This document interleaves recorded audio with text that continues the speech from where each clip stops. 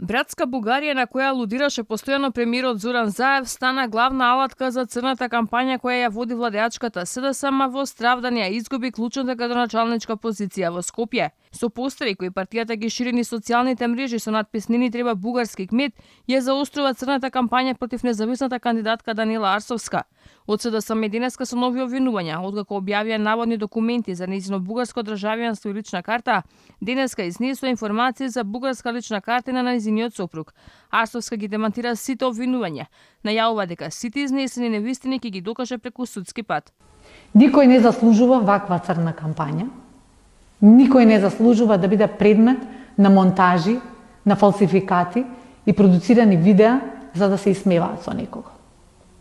Никој во Македонија не заслужува да биде вака понижуван и навредуван.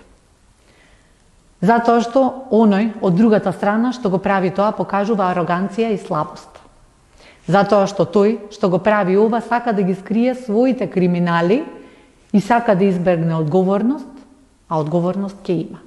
Личните навреди кон Даниела Арсовска и притисоците од премиерот Зоран Заев да се повлече од трката за градоначалник на Скопје ги засилува и нејзиниот против кандидат Петре Шилегов. На пресконференција тврди дека Арсовска лажела за своите изјави. Арсовска лаже. Го крие своето минато. Каква иднина можеме да очекуваме со човек што го крие своето минато?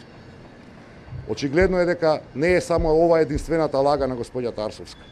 Лага се очигледно и големите ветувања кои што ги има.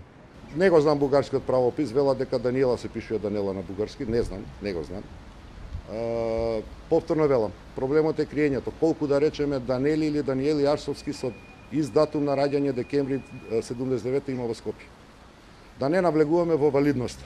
На 2 дена до крајот на изборната кампања, реториката на кандидатите, но и на партиите се заострува, а на последните митинзи и средби со граѓаните се интензивира кампањата во која се пласираат навреди кон против кандидатите и се ветува се за да се привлечат гласачите.